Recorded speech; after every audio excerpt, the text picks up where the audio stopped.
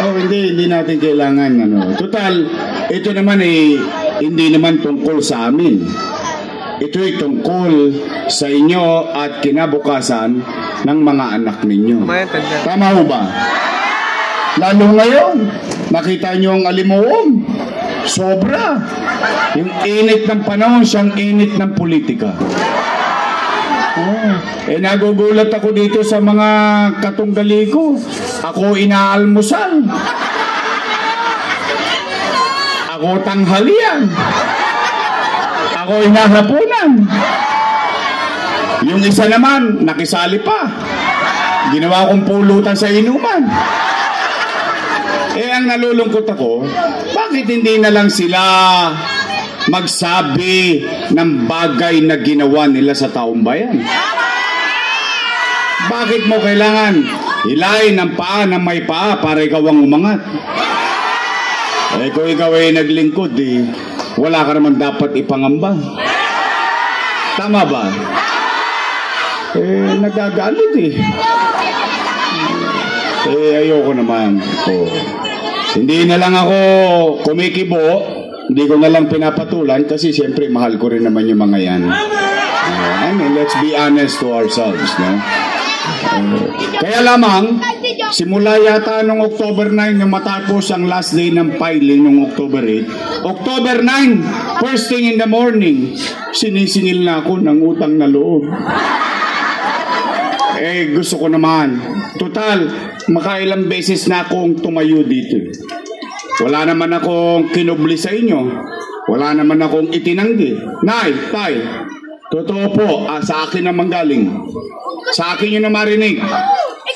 Totoong malaki ang utang na loob ko kay Danny Lacuna. Alam niyo yan. Alam niyo yan at hindi ko yan kinubli kahit kailan. At ang paniwala ko, personal ko po to, hindi naman kailangan yun din ang paniwala nyo. Pero kung parehos tayo ng paniwala, di okay. Ang paniwala ko, ang utang na loob ay walang katapusang bayaran.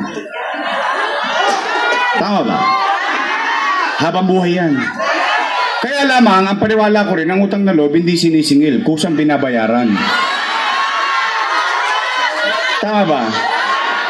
O tingnan natin, kung totoo bang nilingon ko sila. O kayo po umusga, lalo na kayo, taga-sais, kapitbahay nyo yun. Kabilang ilog lang yun. Konting kembot lang. O tingnan po natin, bilang pagtanaw ng utang na loob kay Boss Danny, inalagaan ko naman yung kanyang mga anak. O tingnan natin kung totoo Kung totoo. Kayo po ang umusga. Una, Philip Lacuna. Nakaupo? Sabi nila, elected daw. Pero hindi nila sinasabi, kahit ipagtanong ninyo sa mga chairman nyo, lalo na kay Doc, eto, nakalaban to.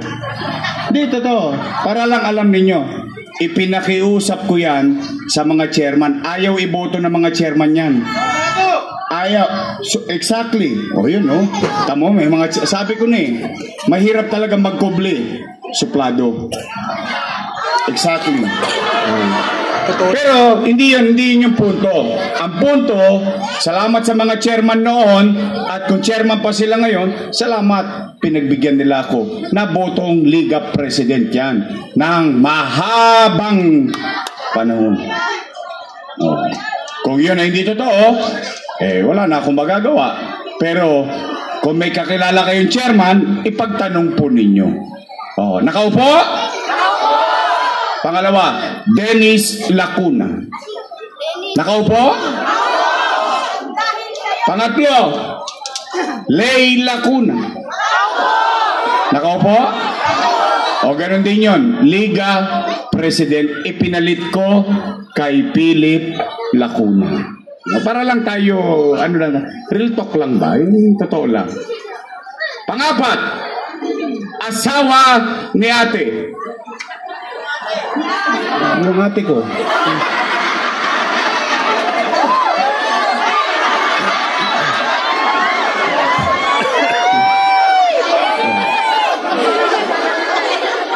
head ng Manila Health Department. Sino nag-appoint?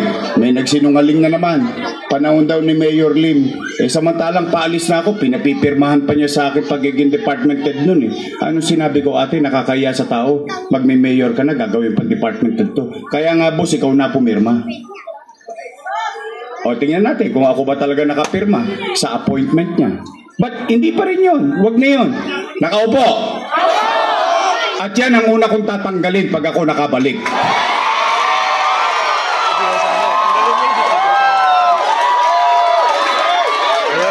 Oh, steady lang, steady. Parang tuwa-tuwa kayo lahat, ha? Bakit? Dahil ba ako'y galit sa kanila? Hindi po. Dahil yan ang nagpahirap sa mga nanay natin, tatay natin, lolo't lola natin. Saan ka nakakita? Pupunta ka lang sa health center, kailangan naka-online schedule ka pa. Totoo? Totoo! Nakapaskil pa! Bakit? Kailangan naka-online, no? Ngayon, may bago pa, tuli. Pero kailangan may PhilHealth. Pati ano mo, pagkakakitaan pa.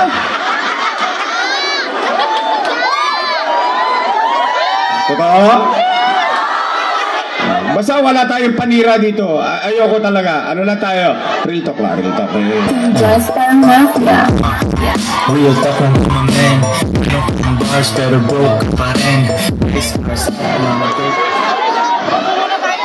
Kita, papacheck up ka lang, naka-online ka pa. Paano kung di ka marunong mag-online? Paalam na aking ina. Hindi totoo, di ba? Doesn't make sense eh. Oh, panglima, si ate, nakaupo? Upong-upo. Ilan sila? Happy? Di masaya ako. I swear to God. Masaya ako. Bakit? Tayong lahat, in my own little way, sama-sama, na yung hindi napagtagumpayan ni Boss Danny sa tulong nating lahat na pagtagumpayan ng kanyang mga anak. Tama ba?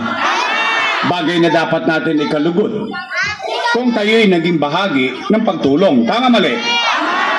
Pero kung sila'y naging mabuti sa taong bayan o hindi, ay hindi naman ako para humusga. Taong bayan na mag-uusga dyan.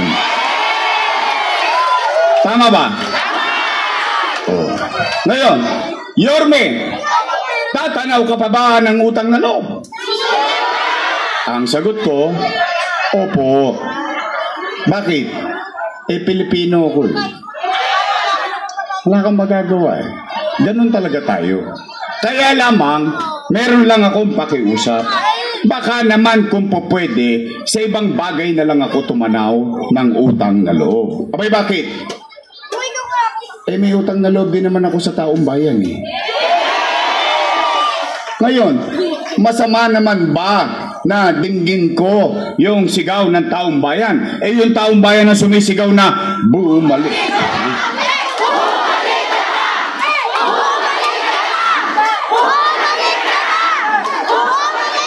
Huwag niyo masyadong lakasan. Baka masigawan kayo. Wala na babalik!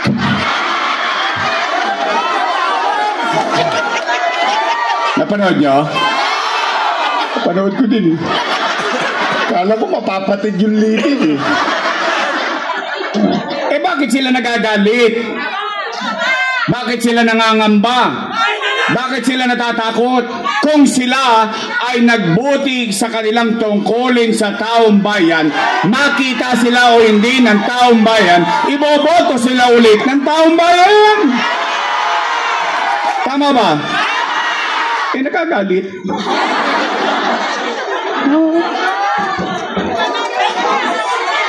Araw-araw na lang, nagpapatawag sa Ninoy, nagpapatawag sa Paco Arena, nagpapatawag kung saan, nagbibigay ng sambulig.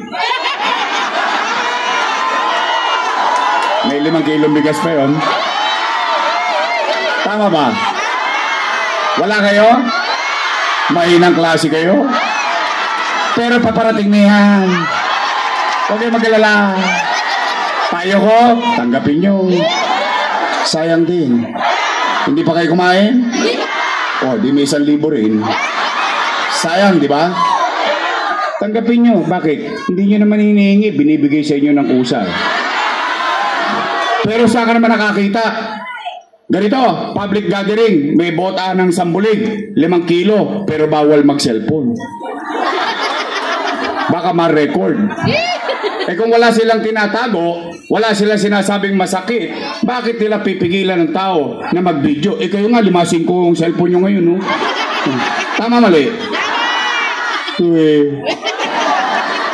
Hindi mo ba?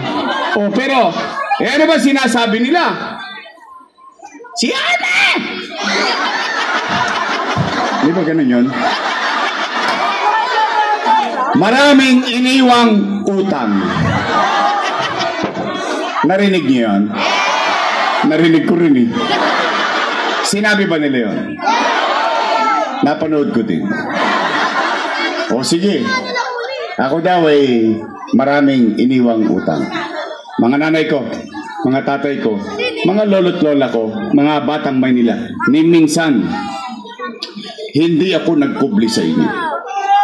In fact, ngayon lang yata kayo nakakita ng mayor sa panahon ko. Araw-araw nakikita nyo kung ano nagaganap sa lungsod ng Maynila. Tama ba? Ngayon, real talk lang tayo. Aamin lang kayo, ha? Taas ang kamay ng may anak dito. May anak kayo? Real talk. Pag walang makakain ng anak nyo, gagawa nyo ng paraan? Hindi nga. Iraraos nyo? Itatawid nyo? Yun din ang ginawa ko bilang ama ng 2 milyong Manileño noong panahon ng pandemya. Nay, tay, mga lolo't lola ko, mga batang Maynila, nung binoto ninyo kung mayor noong 2019, wala kayong narinig na sinisik ko yung sinundan ko na walang iniwang pera. Wala. Nag-move on kagad ako. Hindi ako nagturo-turo ng daliri. Bakit? Ginusto ko mag-mayor eh. Tama ba? Di cargo ko na lahat ng problema nun. Tama ba? Pala ka pala eh. Pala desisyon ka eh. Tapos ituturo ko. Hindi. Anong una kong ginawa? Nilinis ko Maynila.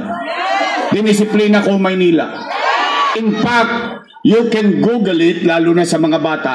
Lahat ng ginagawa sa Maynila, ipinatutupad sa buong bansa through DILG Memorandum. Kinokopya na tayo. Nagmumukha na tayong Kapitolyo. Kinakalawit ko mga Tolonges. Umaga, tanghali, hapon, gabi, hanggang madaling araw. Pinapapanatag ko ang buhay ng mga tao sa Maynila. Boom! Bigla tayong nabangga. Ano nangyari? Nagkapandemya. Mahulaan ko pa magkakapandemya. Anong takot ng tao? Natatakot ang tao, nangangamba. Baka sila'y mamatay sa COVID-19. Baka sila'y mamatay sa gutom. Ano sinabi ko sa Facebook ko? Nay, tay, umanatag kayo. Huwag kayong mag-aalala, mga batang Maynila. Gagawin ko na paraan. Pag ako wala nang mauutangan, wala nang may bebenta, nakita nyo itong relo ng City Hall, ipatata sa kutokik, tambunting makaraos lang tayo.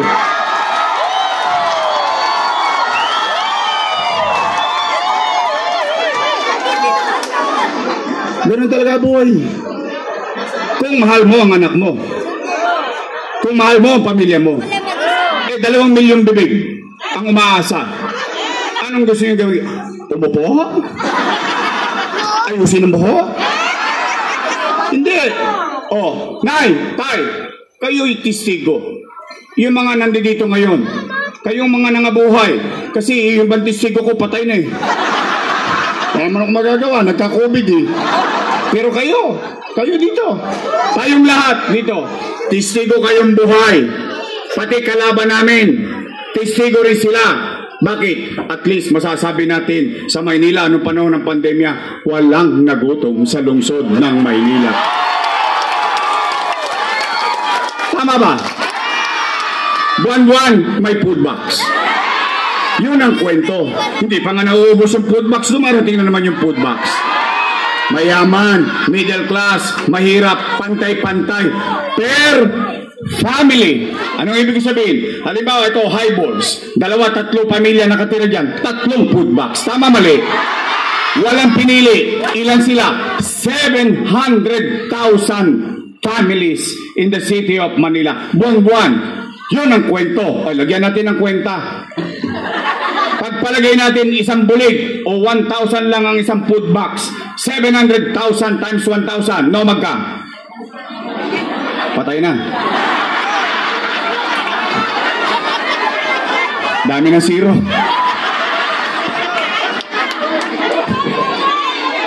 700 million pesos. Buwan-buwan. Ilang buwan? 8. 8 times 7. 56. 5.6 billion. Tama, mali? Nasaan ang 5.6 natin? Bilyong piso. Chinicha, nilabas. Wala na. Lumipad parang hangin. Tanong, natikman nyo?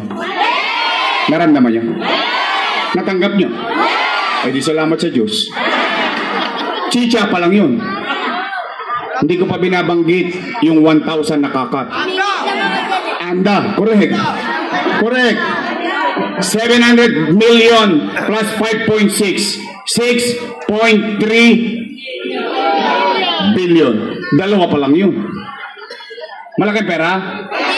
Malaki. Tama, mali? O ngayon naman, taas ang kamay ng may anak na nag-aaral sa public school dito. Ayan, marami rin akong testigo. Nay, tay, nagpandemya, lockdown. Ano sabi ni Secretary Liling Briones? We will not have face-to-face classes. We will adapt to technology online classes. Nag-alala yung tatay. Wala siyang trabaho. Wala nang chicha. Wala pang trabaho.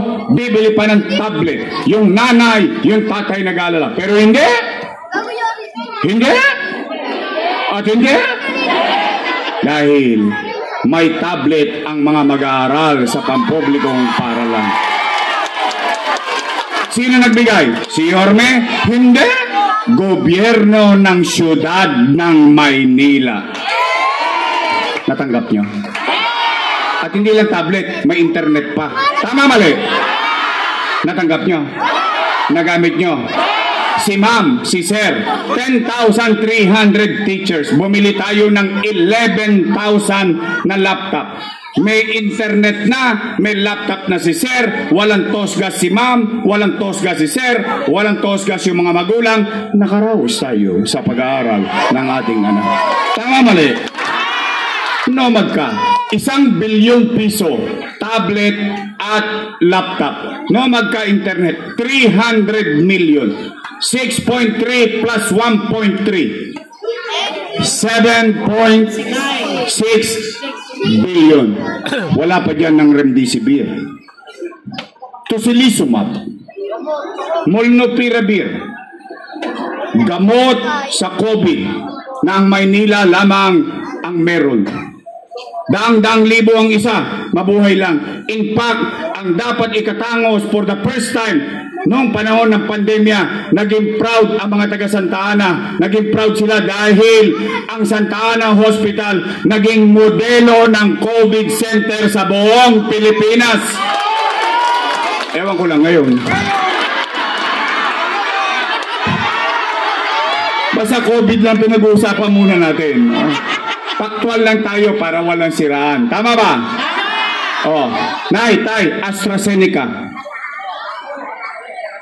Nay, Tay, noong pandemya, para tayo naging adik. Tamang hinala tayo lahat. May umuubo pa lang. May COVID. Tama, mali? Pero hindi. Panatag ang mga taga Maynila. Bakit? Nangamaga ang ilong namin. Dahil ang testing sa Maynila, 5-5. Tusok dito, tusok doon. Tama, mali? Gumasos ba kayo? Siyudad ng Maynila. Nay, Tay, St. Luke's. Lourdes, name it, UST, all private hospital. Wala ng COVID bed capacity. Pero chill-chill lang kami sa Maynila. Bakit? Meron kaming Manila COVID Field Hospital sa Luneta. No, magka 300 million pesos. Nay, tay, habang kinakarap natin ng COVID araw-araw, tumigil ba gobyerno ng Maynila? Hindi. Condominium 1, Condominium 2, Binondominium 1, San Lazaro Residence, San Sebastian Residence, Pedro Hill Residence, Basek Community, mga pabahay. Nay, mag-aminan lang tayo ng kaunti ha. Ang dami na nagdaang mayor sa buhay, lalo na yung mga matatanda. I-address this sa mga matatanda. Sa dami nyo nadaan ng mayor. Ngayon lang kayo nakakita ng mayor na gumawa ng ganyang pabahay sa lungsod ng Maynila. Nay, tay, 10-story fully air-conditioned Rosario Almario Elementary School. 10-story fully air-conditioned Manila Science High School. 10-story fully air-conditioned Albert Elementary School.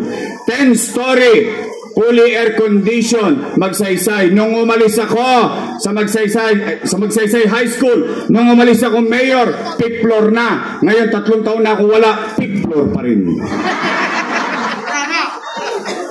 Pag nakita niyo po sa UST, katabi lang ng UST yun. Nay, tay, Baseco Hospital, 3 years na natapos natin bago ko umalis. 3 years na akong wala, sarado pa. Ngayon, ipagtanong po ninyo sa mga taga-Baseco kung ako'y nagsisinungaling. Hindi po ako doktor. Sila po ang doktor. Nay, tay, Hospital ng Maynila, 10-story fully air-conditioned public hospital, may MRI machine, may CT scan machine. Ang tanong, bakit hindi nyo pa rin nagagamit ang MRI machine? Ang sagot, hindi ko po alam, hindi po ako mayor. Pero ang tanong, meron ba niyan? Ano yan, drawing? Nay, tay, no magka? 1 million? Hindi. 10 million? Hindi. 20 million? Hindi. By the hundreds of millions of pesos. Bakit? Kasi gusto kong bigyan ng patas na laban. Yung pobre. Yung mayaman kaya mag-CT scan. Yung mayaman kaya mag-MRI. Yung mahirap kahit may 15 mil siya pang CT scan. Ano sasabihin niya sa doktor? Dok, okay na CT scan mo. Ichichicha na lang namin to. Ano sinabi niya na mahirap? Kakainin ko na lang kaysa magpa-CT scan pa ako. Oh.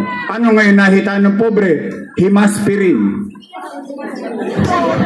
Gagaling. Gagaling. Oh. Ano nakuha sa kamag-anak?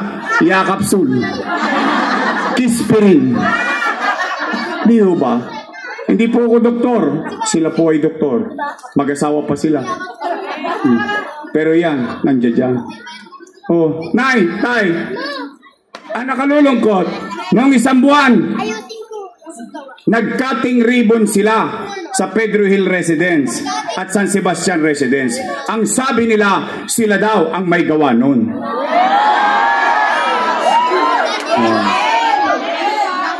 Ang sabi ko naman, kayo nag-cutting ribbon, pero yung pinapagawa nun, inutang ko, kasalanan ko.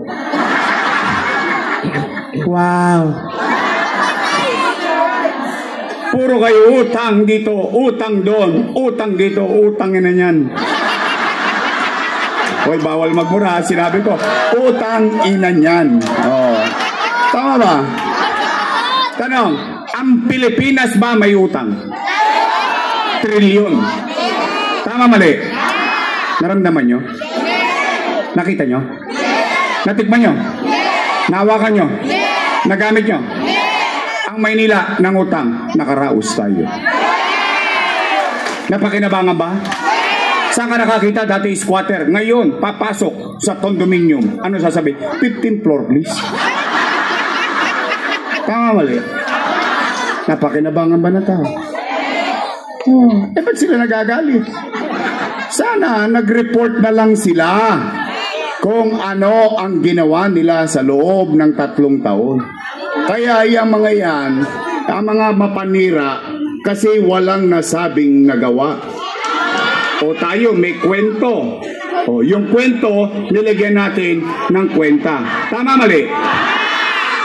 Gagalit. Pero ako, Nay, Tay, kayong mga naparito, mga punta Santa Ana, kayo, at least ako, sa totoo lang, real talk lang.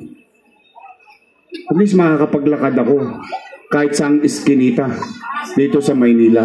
Isa lang ang masasabi ko, di salamat sa Diyos, nakaraos kami ng pandemya. Puro utang. Ano sabi nila? Mali daw ako? Hindi, sabi nila, mali daw yun. Mali daw yun. O sige, pagpalagay natin, total, nagbibigay naman sila 1,000 eh. Payagan muna natin, total, kwentuhan lang. O sige, kung ako'y mali, di mali din sila. Bakit? Kasama ko silang gumawa nun eh.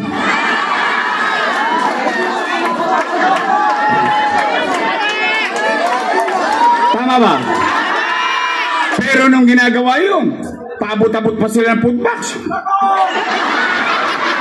Tama, mali? Ngayon, mali daw lahat. Nako, kaya ngayon, mga kababayan ko, at least alam nyo na kung sino ang tapat at totoo.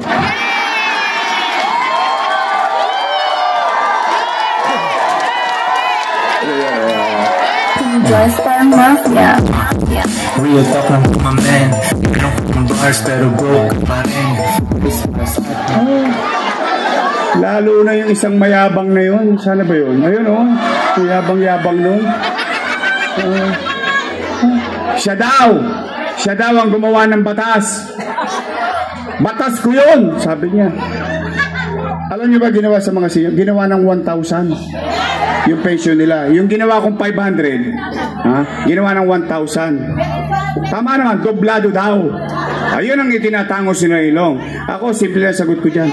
Gusto niyo palagay yung 1,000, bakit ngayon lang?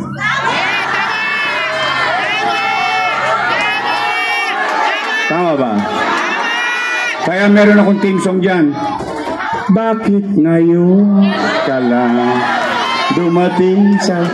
Kaya yan pwede, dapat hindi na yan pwede, ha? Biri mo, kala mo siya lang nagpasa ng batas. Paano yung mga kasama niyang konsehal? Nangangkin.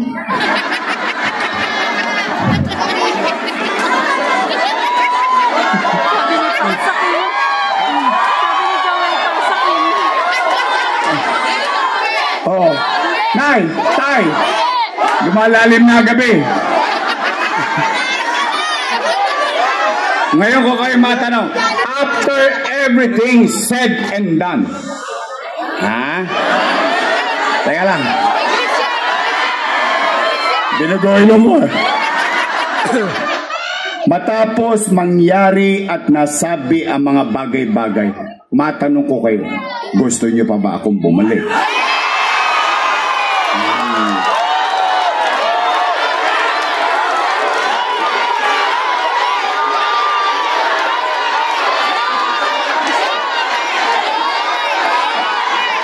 Sigurado kayo?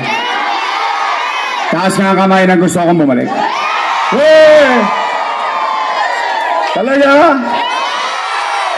O sige, babalik na tayo. O ngayon naman, ano naman ang gagawin ko pag nakabalik ako? Kasi kanina, yung kwento ko kaninang may kwenta, yun yung nakaraan. Yun yung reporting sa taong bayan. At hahaya mo ang taong bayan kung naunawaan ba nila yung ni-report mo. Tama, mali? After mo mag-report, ano naman ang gagawin mo sa amin, Yorme? Ito naman tayo.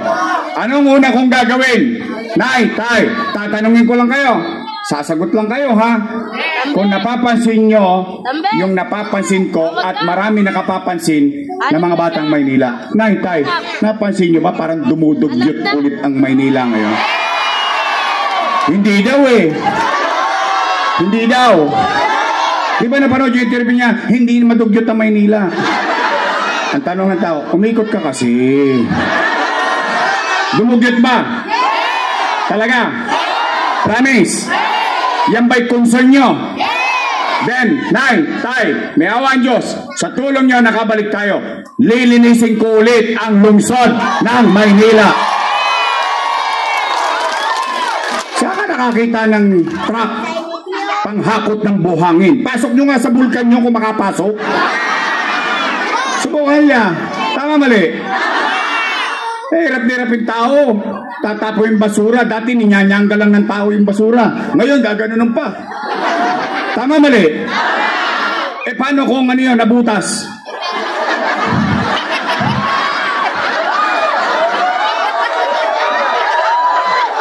Kasi nung araw sa amin, Sharon Cuneta kami. Balutin mo ako. Isalagay mo sa cellophane. Isaselyo mo. Pagandyan na yung truck. Yan ang una kong gagawin. Ibabalik ko na maging maaliwalas ulit ang ating kapaligiran. Pangalawa kong gagawin. Nay, Tay, kayo ulit sasagot. Napapansin nyo ba para nagbali ka ng mga tulongges sa Maynila? Pansin nyo? Kaliwat kanan, snatching, hold-upping.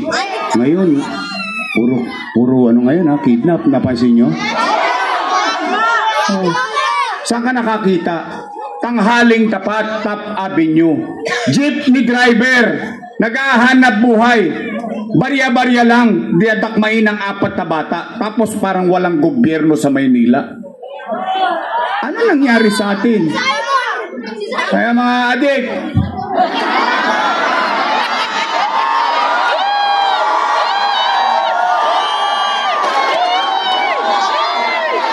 steady na lang kayo sa Gedling. Pabalik na si Yorme. Iwasan nyo na yan. May chemical yan. Ate Joy. Just parang mafia. Real talk lang from a man. Bars pero broke. Kidding aside. Kaya mga tulongges, kasi Edith Pati. Nay, pangalawa kong gagawin. May awa ang Diyos sa tulong ninyo. Ibabalik ko sa inyo yung gobyerno sa umaga, sa tanghali, sa hapon, sa gabi, hanggang madaling araw, may gobyerno pa sa lungsod ng Maynila. Ibabalik ko sa inyo ang kapanatagan ng pamumuhay muli sa Maynila. Di bali tayong mahirap, huwag lang tayo maging dugyot. Di bali tayong mahirap, magkaroon lang tayo ng kapanatagan. Habang nasa bahay tayo, yung mga anak natin, alam natin uuwi ng ligtas. Dahil si Yorme, madaling araw na, mag-iikot ulit sa lungsod ng Maynila. Gobyernong walang tulugan. Pero walang kemikal. Pangatlo kong gagawin. Ito naman. Yung dalawa kong gagawin una, wala masyadong tosgas yun. Wala. Paglilinis, pagsasaayos, pagbibigay ng kapanatagan. Ang puhunan lang dun, puyat ng mayor. Yung iikot ka. You see to it that things are put in the right order. Ganun lang yun. Ito. Pangatlo kong gagawin. Ibabalik ko, ipagpapatuloy ko yung bagay na nasimulan ko na. Ano yun? MBN. Minimum Basic Needs. Ibabalik ko ang pagpapatayo ng pabahay, eskwelahan, maayos na ospital na may gamot. Hindi yung pagka may reseta ka nakalagay doon, Togmolodon. Wala na yun. At trabaho. Housing, education, healthcare, and jobs. Tanong, nagawa ko ba yun dati? Gagawin ko na lang ulit. Bakit yun ang pupuunanan ko? Bakit? Kasi ako, in love at idol na idol ko, si Lee Kuan Yew. Matapang din yun. Mababang loob din yun. Palatawa rin yun. Pero pagdating sa pagpapataas ng antas ng pamumuhay ng kanyang mamamayan, seryoso siya. At seryoso siyang inaaksyonan. Alam nyo ba ang Singapore, sa mga baguang mga bata dito, hindi nyo na inabot to. Hindi ko rin inabot to. Sa kasaysayan ng Singapore, 50-60 years ago, ang Singapore, maraming droga. Ang Singapore, maraming kriminal. Maraming gang. Pero ngayon, ang nakita natin yung Singapore, maganda na. Tama, mali? Dahil sa isang tao. Ang pangalan niya, Lee Kuan Yew. Maganda ba Singapore? Nakapunta na? Sino nakapunta na? Wow. Sinong gustong pumunta? Umpisahan nyo na, malayo-layo yun.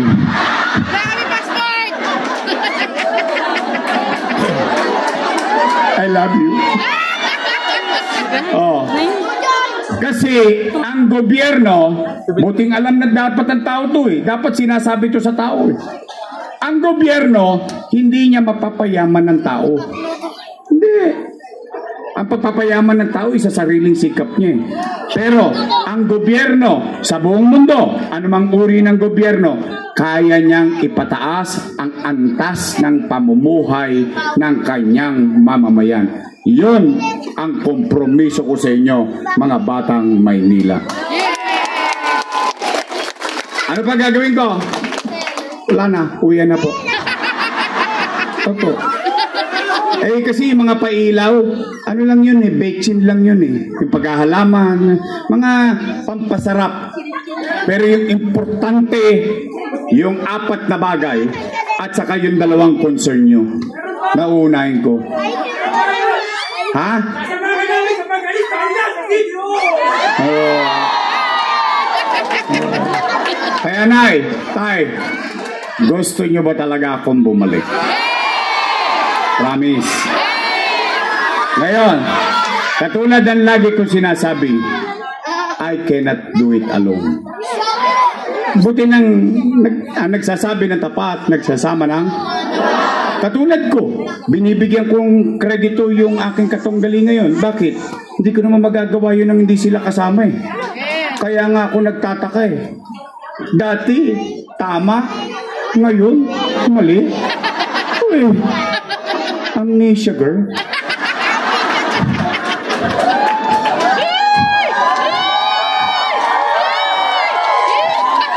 Oh, pwede ba ako makisuyo? Total, 2 lang naman ang pagpipilian yung grupo. Huh? Unang grupo, Yorme's Choice. Matamis. Yung pangalawang grupo, Lady's Choice. Kayo po may sabi nun, hindi ako. Ayoko manira eh. Basta kayo may sabi nun. Pwede ba Yorme's Choice tayo? Itong mga kasama ko katulad ko rin. Hindi kami perpekto. Pero sagot ko na sila. Kukutusan ko pag naligwak itong mga to. Pwede? Promise? Uy, mga tagapunta. Sisingilin ko kayo. Pagtapos ng eleksyon, bibili ako ng dibidendaso. Bubuksan ko yan. Titingnan ko yung gitna. Uy, nagprueba ba itong mga tagapunta? Uy, nagprueba. O, nagtotoo kayo sa promise nyo ngayong gabi. O, after election, ako naman ang singilin nyo.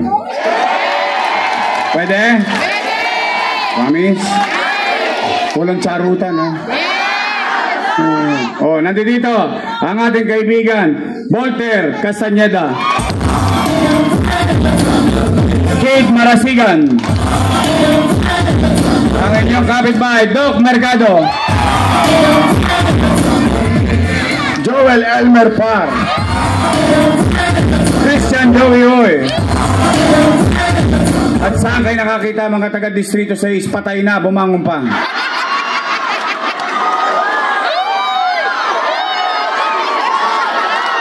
Pinatay na, pinasabog pa. Double murder. Sa sobrang pagmamahal sa inyo, bumangon uli para maglingkod dito sa District 6 ng Manila. Ang minamahal nating si Noy. Noy, masipag na konsyal. Senior ko po yan, ha? Ahead siya sa akin. Ang ating masipag, mabait, at laging nasa komunidad na konsehal natin, Lou Veloso.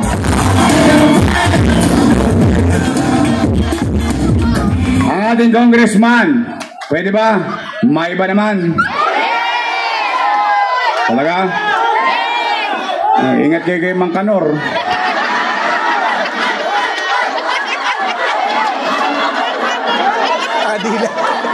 Mga lalaki, alam si Mang Kanor. Legend yun eh. Legend. Ang ating congressman, Joey Oy! Yung vice mayor ko, may asim pa. Mukha lang ho yan, 19. Naintindihan nyo na yun. Takorens na po yan. Siya naman po, I graduate ng political science. So, I think she knows how the government works.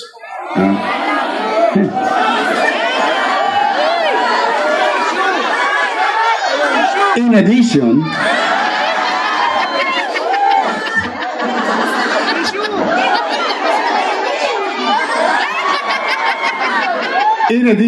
graduate siya ng Lasal. Sosyal. Daig ko naman siya. Ay, mag-graduate of Ateneo.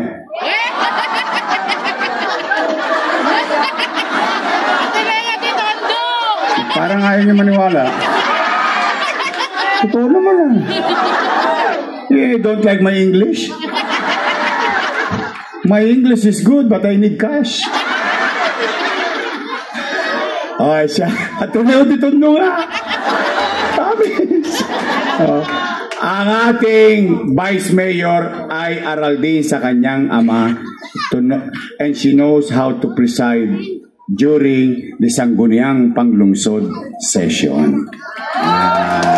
Kaya pwede ba ang ating Vice Mayor, Chi Atienza?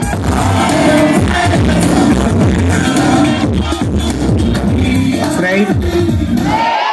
Promise? O, para hindi natin sila makakalimutan, ha?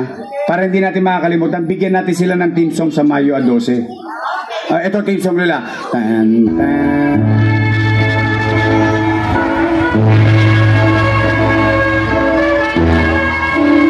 Sabay-sabay!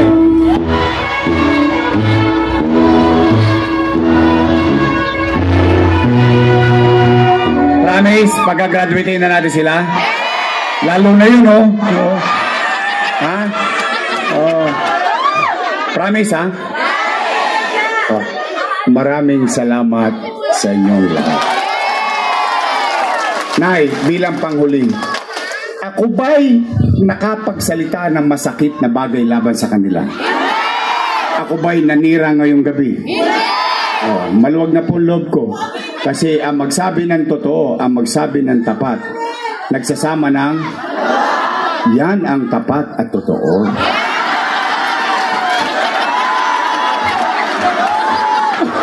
I love you. Maraming salamat sa inyong lahat. Mag-iingat kayo. Katulad ng lagi kong sinasabi, I cannot do it alone. I need them. I need you. We have to come together because together we can make Manila great again. Magandang gabi. Pagpalain nawa kayo na ang poong may kapal. Maraming salamat po. Manila! God first. Thank you.